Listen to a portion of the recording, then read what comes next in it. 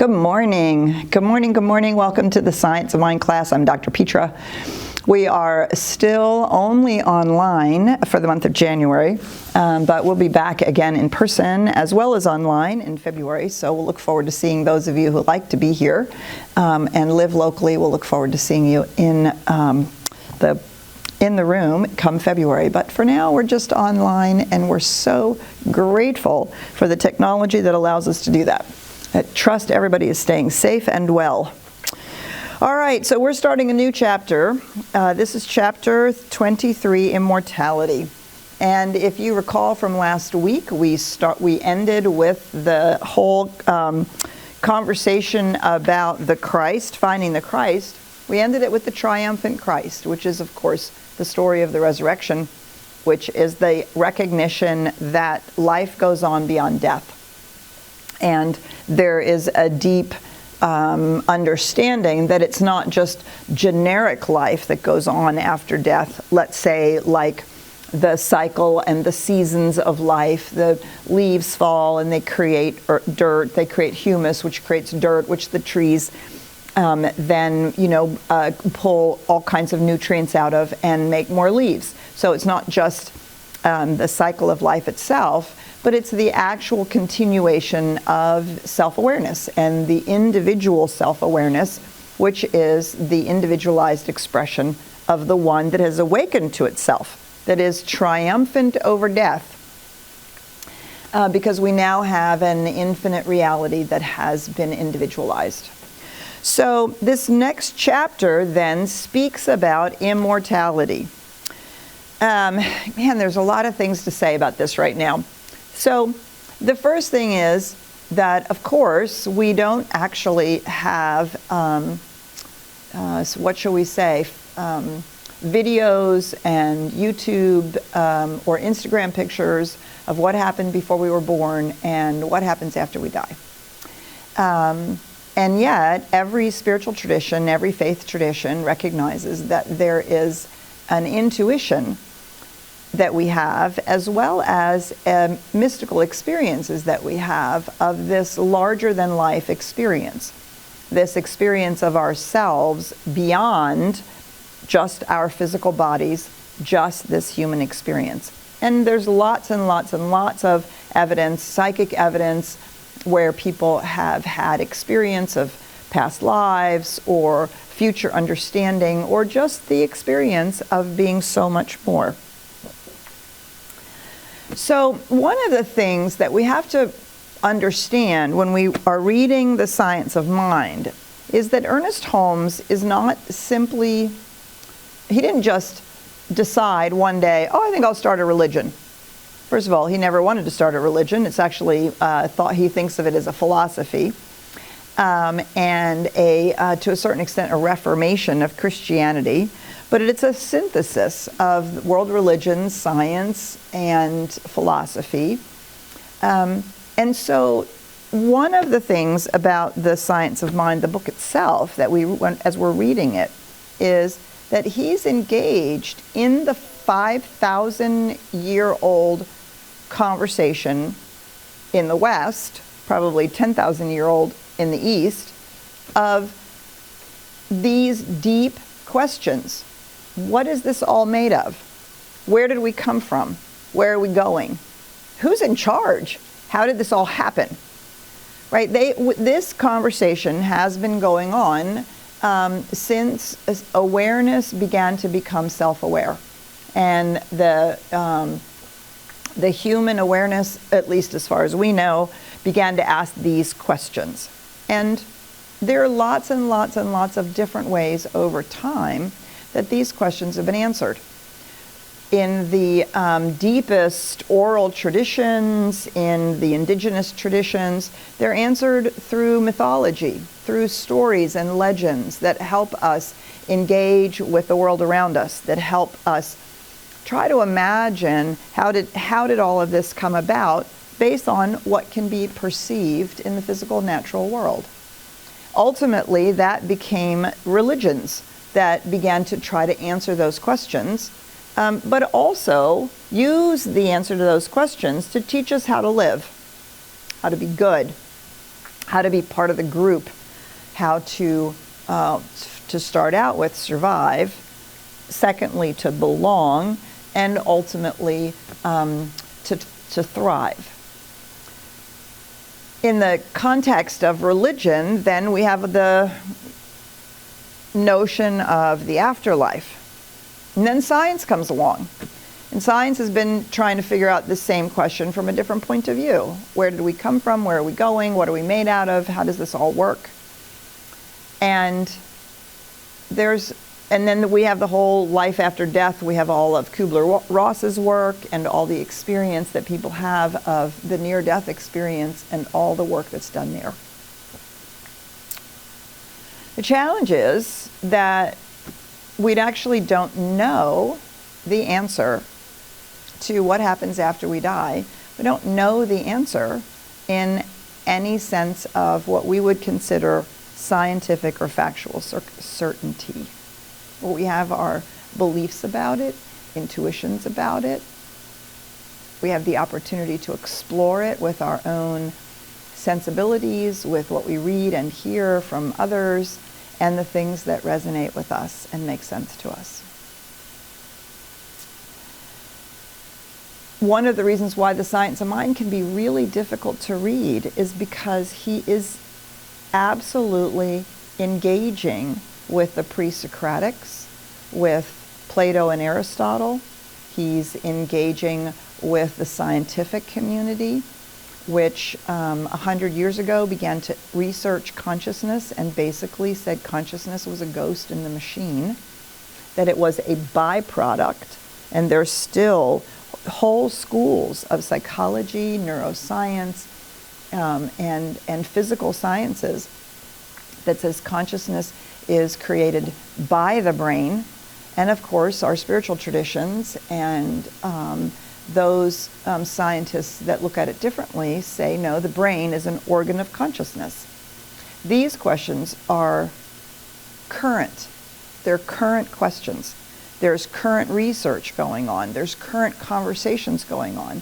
And as in so many cases, there continues to be the sort of polarized idea, life is either only material or life is fundamentally spiritual, fundamentally connected, a oneness, a wholeness, which is what we mean by the word spiritual, that the physical is an outpicturing of that life, or the other side of that coin is life is the result of the physical becoming more and more and more complex, and somehow this complexity began to create this experience of movement and aliveness, which ultimately resulted in consciousness and then self-consciousness.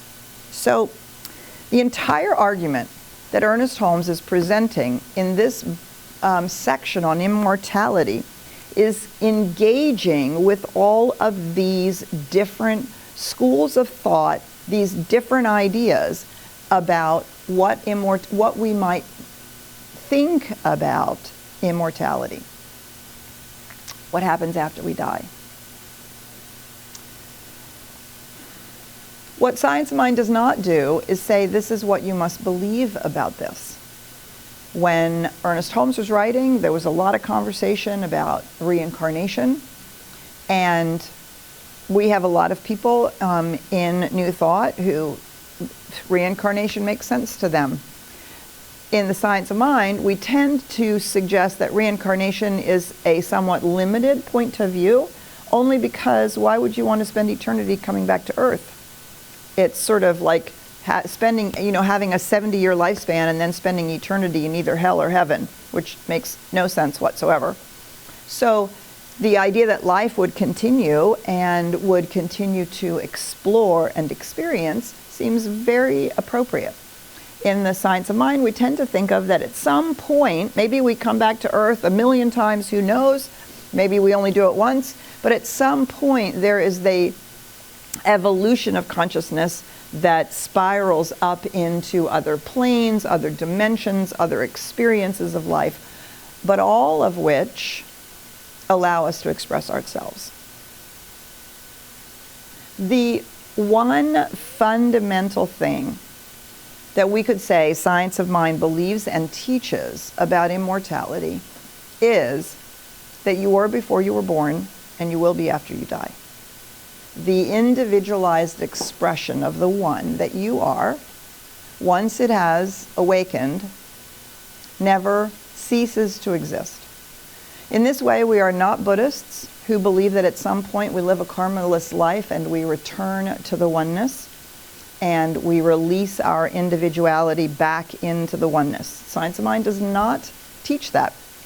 And there is a deep philosophical argument for that. Now, when I say a philosophical argument, I don't mean an argument like arguing with or against something, right? A philosophical argument is a little bit like what a lawyer does when they present a case.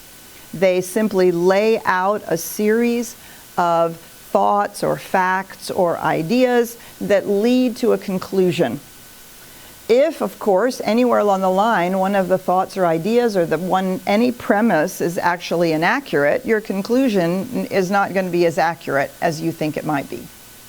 But if along the way you assume that some of these pieces of the argument, of this logical explanation or this reasoned sense, this reasoned idea, if you think they all make sense, then one would say, well, I accept or believe the conclusion, the outcome. And it's about the best we can do when it comes to our explanation of immortality. So I'm going to give a go at this. I don't know. This is a, this is a, it's almost a 20-page chapter. There's lots of things he says in here, but I'm going to give it a go to see if I can't encapsulate the argument. And this is one of the ways in where you really see how the science of mind is this synthesis of revelations of religion, opinions of philosophy, and laws of science. And he follows pieces of the argument from many of the philosophers of the Western tradition, as well as a deep influence from the Eastern religions. So, the argument goes something like this. If we begin with the assumption that there is a wholeness, that life, everything is part of a wholeness, that everything is part of life, right? That's the leap, that's the beginning leap of assumption. So we're assuming this radical oneness, as opposed to everything is a lot of little tiny bits and pieces, and they run into each other, and because they're little tiny bits and pieces and they run into each other, they start to coalesce into more complex things. So that's one assumption. Or there's the assumption that everything is actually part of this sea, this field, this soup that is the impulse of life itself. So we have to make one assumption to start this train of thought. And of course, in any of these conversations, if you have a conversation about immortality, there's always a beginning assumption. And it's one of these two things. So the science of mind assumes that yes, actually everything is a part of life. Everything is a part of this one infinite absolute reality, which is cloaking itself and expressing itself in creation. And that creation is evolving, intentionally evolving to become more complex, so that consciousness can ultimately be housed and express itself. So at first it expresses itself in inert atoms and molecules and ultimately minerals and rocks. And it is evolving. The whole point of creation is to evolve until life begins to take on the cloak of aliveness, plants and animals, and at some point reveals itself to itself through an organ that can see itself. Hence, we call that self-awareness. So, of course, we're particularly interested in our own self-awareness. We're not saying that there isn't self-awareness in other animals, other plants, or elsewhere in the universe. That's also beginning to be researched, what kind of level of self-awareness there might be. But if our self-awareness is the one we are, of course, the most interested in, and the most, we have the most availability to explore. So consciousness has been evolving the physical creation to the point where a complex enough organism has grown in which consciousness can begin to experience being conscious, looking around, experiencing it, and then beginning to explore it, beginning to understand it, and beginning to recognize, wait, there's something going on here. What is it? Beginning to ask questions, answer those questions, explore, experiment. And over time, discovering the ancient mysteries. That's why we call it ancient wisdom, new thought. The ancient mysteries, which are being rediscovered in a whole new way, how this whole creation process works and what our part in it is. In that moment, self-awareness has become co-creative. And we now are in the position of being godlike beings in our own life and, of course, in the life of humanity and the planet. We can now create and destroy life. Fundamental to the idea of being the creator of the universe. We can now create and destroy life. And so that, and not only one life or some life, but all life. And so we have catapulted ourselves, we have been catapulted by this growth in consciousness and this increasing self-awareness to now stand as co-creators. And there are an infinite number of ways in which the infinite can become self-aware co-creators. So just think of all the people on the planet. Again, we're not discounting that there might be self-awareness everywhere else or anywhere else, but we're specifically interested in humanity. Billions of people, each one of them unique, not a single one of them the same. Over hundreds of thousands of years, we have a virtual infinite expression of self-awareness. If the infinite is actually infinite, and it is now infinitely unfolding into infinite self-expressions, there is no logical reason why one of those infinite self-awareness, infinite places of self-awareness there would ever be a reason for it to cease to exist or to cease to unfold into its own infinite nature. So infinity now has gotten multiplied by infinity. So we have the absolute infinity, which is now being expressed absolutely in the infinite number of ways in which self-awareness can be expressed over time. And so, rather than thinking that at some point self-awareness would return to the oneness and cease to exist, there's actually a recognition that self-awareness would forever be expanding in its own individualized expression. And so the idea that we would cease to exist or that we would somehow go someplace and be static for eternity or continually be in a loop that would have no sense of evolution itself. None of these things make sense if we follow this particular argument, if we follow this particular logic. And so we come to the recognition that the individualized expression is eternal, therefore immortal, not bound by the physicality in which it is housed. And what we take with us is, in fact, our understanding, memory, experiences that are a part of our individualized sense, our sense of separation, our sense of being an individualized expression of the one. That's actually what we take with us. That's what allows us to continue on and continue to be a place where the universe, the infinite one, is expressing itself as an individualized expression. And so, therefore, we're coming to the conclusion of the argument. Are you still with me? Therefore, you and I, as this individual, maybe not Petra in this, white woman in the U.S. in 2022, right? But what the essential self that is the I that I am, it came from somewhere, continues to express, and will continue to express in whatever's next. And may not be female, may not have the same name, may not be white, may not even look this way.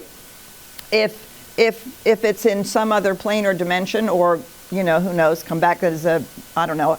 If I come back as an animal, I'm coming back as a cat, because I want to be worshipped, and I want to sit on the lap and just be petted. That's how I'm just saying.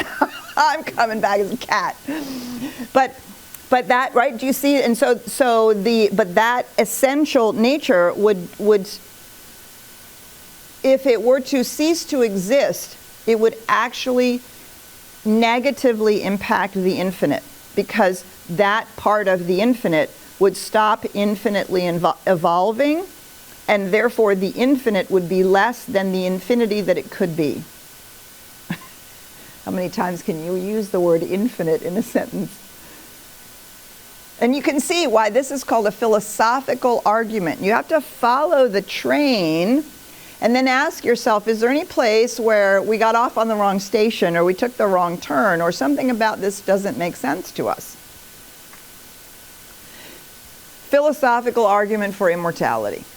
Then, the other thing that Ernest Holmes says, which I really love, I think is really, really powerful, is he says somewhere, I can't remember which, I think it's somewhere in the Holmes papers, but I could be wrong, I can't remember where he says it. He says, we all have intuitions of immortality.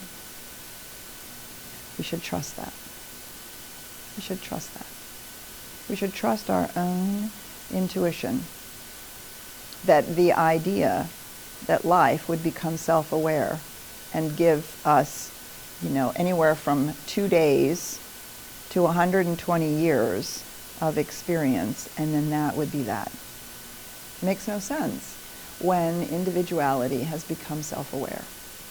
There's something about that our intuition says, mm-mm. And then we have corroboration from the mystical experiences. Anyone who has a deep mystical experience, all of the great saints and sages that have deep mystical experiences, in their experience of oneness, even in the oceanic experience of oneness, recognize that they themselves are there to experience it. That self-awareness is still present in some form or fashion. And that we can begin with deep spiritual work. We can begin the oscillation between the universal self and the individual self. We can experience that. And to recognize that that's a continuum, that there is a self, a universal self that is aware of itself, that is the same as the individual self that is aware of itself. And we can oscillate between the two in deep mystical experiences and recognize that this is our experience of our eternality, our infinite nature, which is the expression of the immortality that we are, that we have. The last thing I would say is that Science of Mind agrees in this way with the teachings in Jesus' teachings. You don't earn immortality, you are immortal. You don't need to become spiritual to be immortal. You are already that. That is already the truth of our being. What we need to do is to find our sense in it so that we can release our fear of death. It is our fear of death that keeps us from living. There's a deep understanding in the traditions that say the way in which you approach death is the way in which you approach life. If you are unwilling to embrace the change that death brings about, if we are unwilling to embrace that and all that there is involved in death, the unknown, the uncertainty, if we're unwilling to embrace that, we cannot embrace our lives and the uncertainty and change that is inherent in the nature of life in physicality. And so to find our way through so that we may recognize that death is a portal, just like birth, not an end, but another doorway that we can go through, that we will go through, that we will all go through. And Science of Mind does not teach or aspire to physical immortality in this body on this plane, because the universe is infinite. So there are so many other dimensions and planes that we want to experience and express life in. Why would we want to get stuck in one plane of existence? And so death is not something to be feared or fought, but rather a recognition that it is a natural part of the unfolding of our eternal immortal nature. All right, so that's a lot of heady philosophy and a lot of, and the last thing I would say is that Science of Mind ultimately says because we can't answer any of those questions and we don't actually know, and too much time has been spent worrying about what is going to happen afterwards, especially with all this reward and punishment nonsense, that we miss being present in our lives today. So not only are we afraid of death, but we're so fixated on the afterlife that we're not paying attention to our life today. So the most important thing is to recognize that the law of cause and effect is a universal law on all planes and in all dimensions, and that it is operating here and now, and it's going to be operating just as much after we move from this particular life experience. So pay attention to what's going on here, and the life after this will take care of itself. All right, so I'm going to stop there. Oh man, you know I could quote Plato to you and all other kinds of things and all the different ways we could look at this, but we're going to stop there. I don't know if I've simplified the argument or not, made it more understandable or not. There's no requirement for you to agree with it, or there's no requirement for you to believe it. What is important is that we grapple with it, within ourselves, and find our place to stand with it. So I'm going to finally turn to Ryan and all of you that are out there, and we're going to say good morning to you and see what comments or sharings you have. Well, thank you. I appreciate the heads up here, Petra. I was sitting there and I had some interesting stuff come in just as far as comments. Great. To reiterate to you. And one of them says, you have to lose your life to find it. Yes. And I thought that was very true. Very true. Yeah, so welcome everybody. My name's Ryan. I'll be your host with the most. And I have my iconic Richard back here, zooming in and zooming out. And we just want to say thank you. Wherever you're joining us in the world, we want to say thank you for joining us today.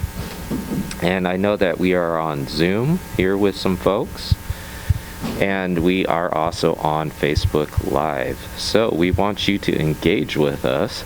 And how you can do that is, if you're here in Zoom, you can just hit the raise your hand icon, and I'll call you into the room.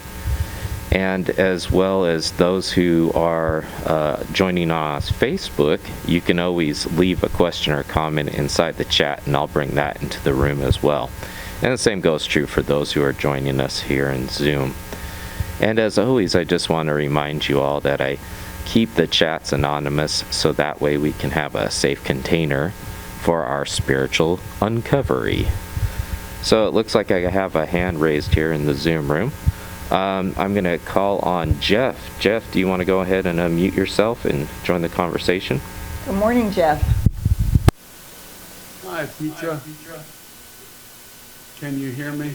We can. Okay. I have no idea what I'm going to say. Well, go for it. All right. So I think since this is a conversation about simply a philosophy, a way of beginning to unravel what is so mysterious and incomprehensible that, you know, it's just a way of having a conversation about it. I do think that ultimately it is about how we embrace life leading to the end of life, and so I like the idea of talking about how it is that we measure our awareness in regards to how alive we really are. How are we able to measure our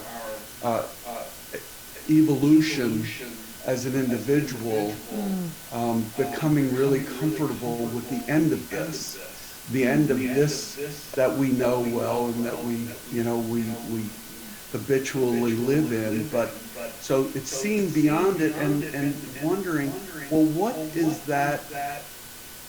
What is it that we can say, that we can see clearly about how well we are evolving toward accepting that shift? And I don't think we talk much about that. Yeah. I love it as a subject because it gives me great comfort to know that if I can overcome fear of it, that I really can live pretty much at a holistic and complete life. I can experience everything that's available in this plane. Beautiful. Yes, thank you, Jeff. And I think you say something really important. We have sanitized death and we have made it a medical event. We have made it something to be afraid of. We have made it something to avoid at all costs. We fight against death. And we believe that we should cling to life until the bitter end, so to speak. And we are very uncomfortable with talking about it. And so I really appreciate your compassionate interest in it and the recognition that it is so important, because the fear of that shuts us down in such a big way and keeps us from doing and living such full lives. Because the ultimate fear is, well, what if I die because of this? Or what if, what if I don't make it because of this? And we can follow our own fear to the end, and the end is inevitably that I'm going to die. I'm going to die of public speaking. I'm going to die of being homeless. I'm going to die of not having enough money. I'm going to die of an illness. I'm going to die. That's whether it's rational or not.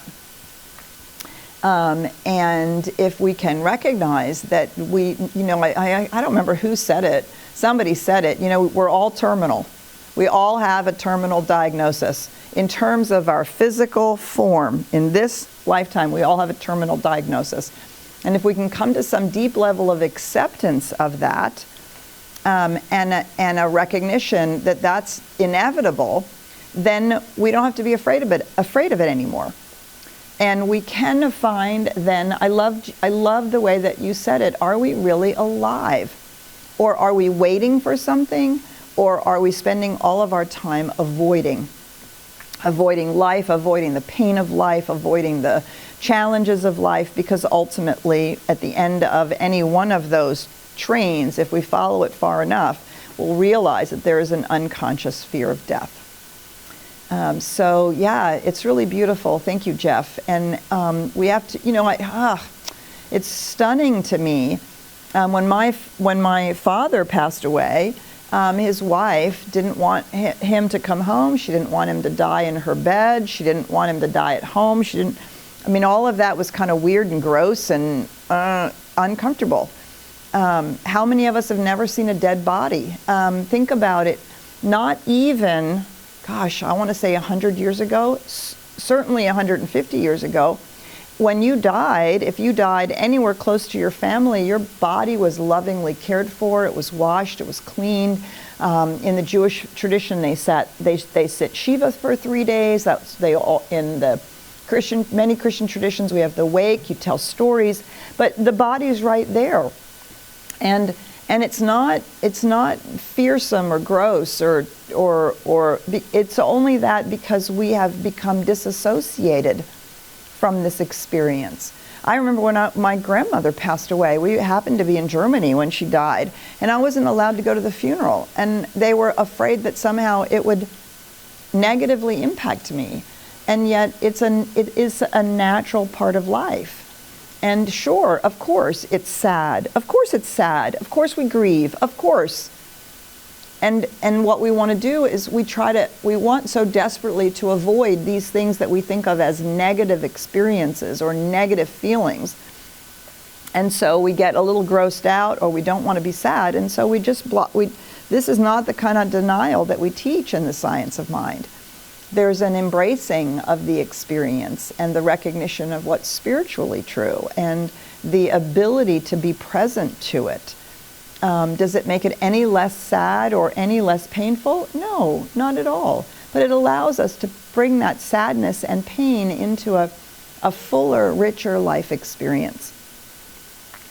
And so this idea that death is to be fought and that it is a medical event, and of course that leads us into all kinds of conversations about dying with dignity and euthanasia and all kinds of things that we have some very convoluted ideas about because we are so afraid of death, and we have such a limited understanding of what it means to be alive, what it means to be who and what we actually really are. So thank you, Jeff, right? It's worth talking about. And we have a course called Inward Journey, and in I think it's the third term of Inward Journey, there's this really awful exercise. Probably shouldn't tell you because I really want you to all get into Inward Journey. To be in the Inward Journey, you need 164 hours of courses here through the Science of Mind, and then it's a deep, deep, deep dive.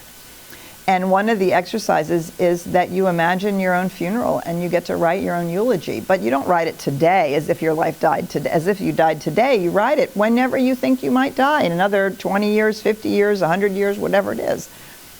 And oh my goodness, how squirrely we are when we come to that exercise, how much we hate it, we don't want to do it, and we get to see all the ways in which we avoid this very topic. So thanks, Jeff. All right, Ryan. Yes. Brenda, do you want to go ahead and join the conversation? Good morning, Brenda. Good morning, Dr. Petra and community. With great respect and humility, one brief correction before my question. Sitting Shiva is a 7-day period, not a 3-day period. Thank you. I appreciate that. You're welcome. Something that I have, two thoughts that I have on our topic. The first is, I am an apple tree in the orchard of the universe. And so I am a perennial, not an annual. Yeah, but when I come back as my perennial, how many leaves or how much fruit or whether I have fruit is very dependent upon the environment and the circumstances that next year of growth brings me.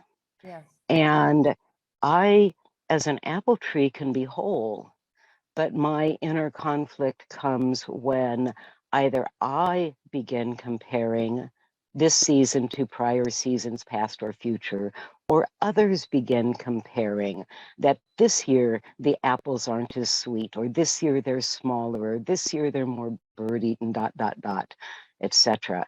And it's that comparison, particularly of our projections of what we believe about our past or future, in the interconnectedness of the significance of this life experience. Beautiful. Yeah, I Tied love to that image. It's beautiful. And I love me, I'm a nature girl. I love the idea that we're perennials. It's really a beautiful image. Thank you, Brenda. my question in both my personal life and in dealing with others professionally is, if we truly accept our belief that life is immortal and life will choose life infinitely. So if the soil here is too rocky and someone chooses to believe that their next opportunity of life manifesting life will be better, then why not rush to it? Why not leave this set of circumstances to go on with the knowledge and trust that the future will continue? How do you address that? Yes, it's a great question, Brenda. It's a really important one, and I love that you bring it up. This is why, in my interpretation of the science of mind, we would neither condemn nor be afraid of suicide, euthanasia, abortion, any of these things, because life is eternal and life is immortal, and there is the opportunity for choosing. And the question always is, are we running to or running from? If I'm running from my life and am unwilling to deal with it in some form or fashion, if the law of cause and effect is operative, there is no question that what I'm running from, I'm going to take with me.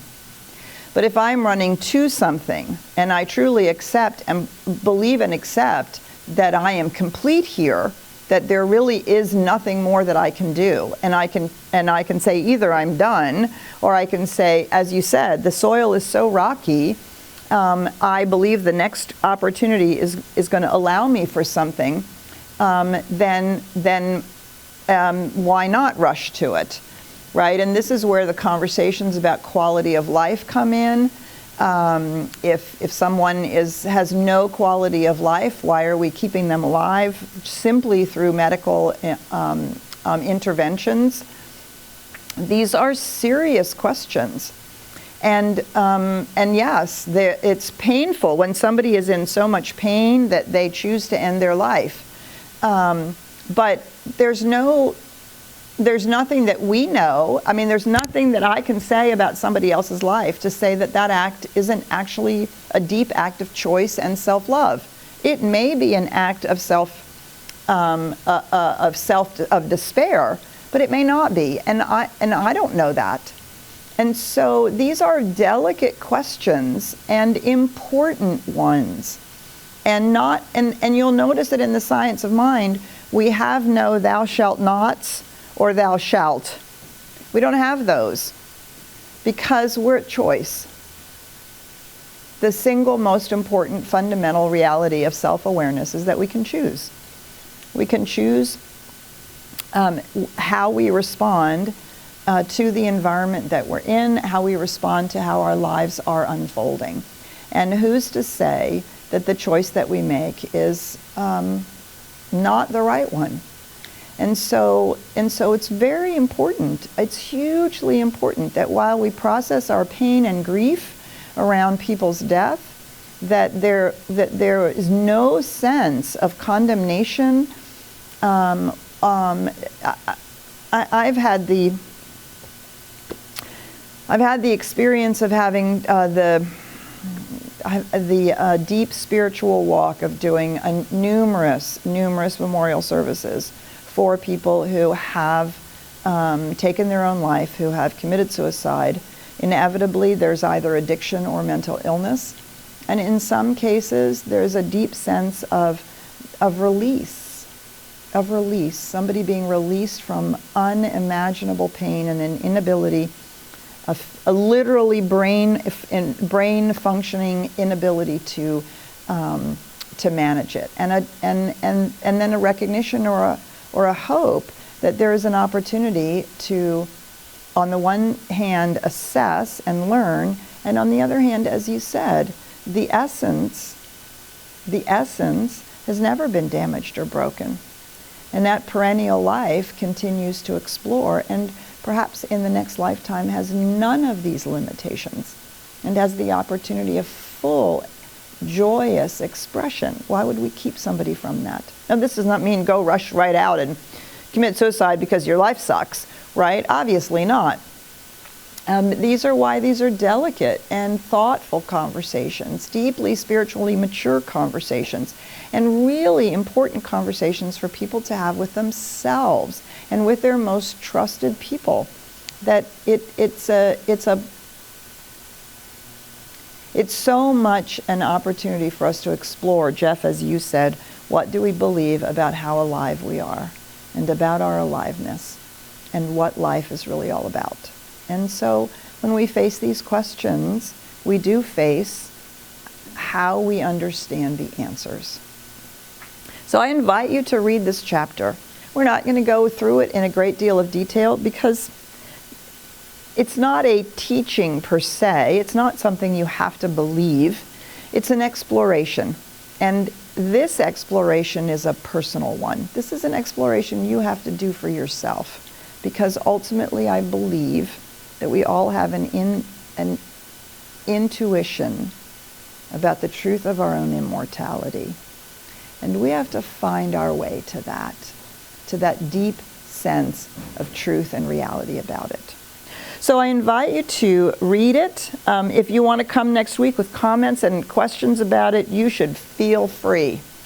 And then we're going to go on to the general summary. We're going to go on to the next chapter next week. We're going to go on to chapter 24. Not because we're afraid of talking about immortality and death, but because the truth is we don't have answers. We only have questions. And we only have our own mystical experience of oneness. That's where you're going to find your answer to this question. So I look forward to seeing you in our celebration here in 30 minutes, or I look forward to seeing you in person on Wednesday night or next Sunday. In the meantime, have a beautiful week. Bye for now.